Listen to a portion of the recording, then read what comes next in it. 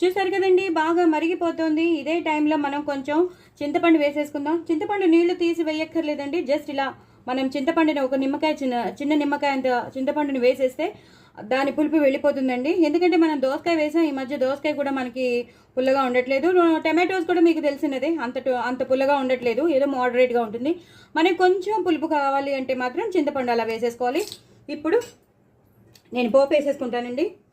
ఆవాలు, జీలకర్ర, ఎండుమిరపకాయలు, వెల్లుల్లిపాయలు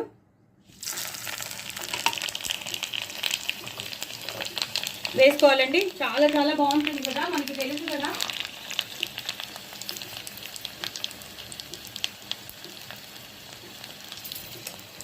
బాగా వేగాలండి.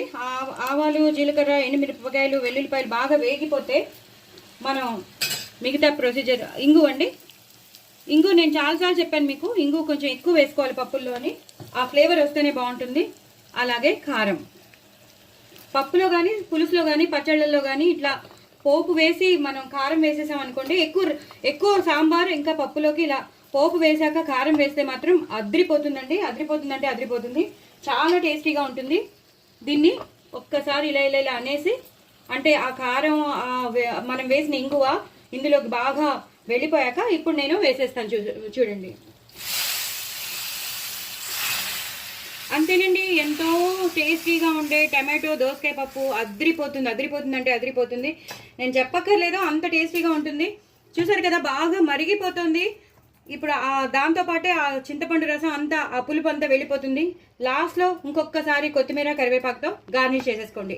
అయిపోయిందండి. చాలా చాలా టేస్టీ అయిన దోసకాయ టమాటో పప్పు చాలా టేస్టీగా ఉంటుంది. పిల్లలు పెద్దలు అందరూ ఇష్టపడతారు. చాలా టేస్టీగా ఉంటుంది కాబట్టి 1కి 2 సార్లు తింటారు. వేడివేడి అన్నంలో చక్కగా నెయ్యి వేసుకుని తినండి, ఆవకాయ నంచుకుని తినండి, మాగాయ నంచుకుని తినండి, అది మీ ఇష్టం. బట్ చేసుకోండి తప్పకుండా. దోసకాయ టమాటో పప్పు కాంబినేషన్ అదిరిపోతుంది. వెల్లుల్లిపాయ పోపు పెట్టుకోండి, ఎక్కువ ఇంగు పోపు పెట్టుకోండి, చాలా చాలా బాగుంటుంది. అలా ఎండుమిరపకాయలు, కరివేపాకు, కొత్తిమీర అలా కనిపిస్తూ ఉండాలి. అదిరిపోతుంది. అదిరిపోతుంది అంటే అదిరిపోతుంది. డాబా స్టైల్లో ఉంటుంది, లేదా మనం చేసుకునే దోసకాయ పప్పు లాగే ఉంటుంది. దోసకాయ పప్పు టమాటో పప్పు లాగా. నా ఛానల్ మాత్రం సబ్స్క్రైబ్ చేసుకోవడం అసలు మర్చిపోద్దండి. బాయ్ అండి.